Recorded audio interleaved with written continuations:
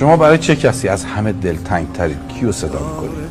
از خانواده، دوست، همکاران، هر کسی که شما دلتون میخواد. مادرم. بچه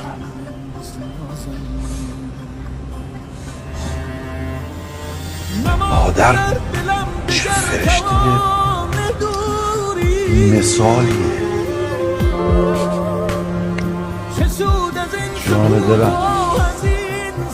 دلم برای مادرم خیلی به قربون عشقونت عزیزه. بگذاری دلم برای مادرم تنش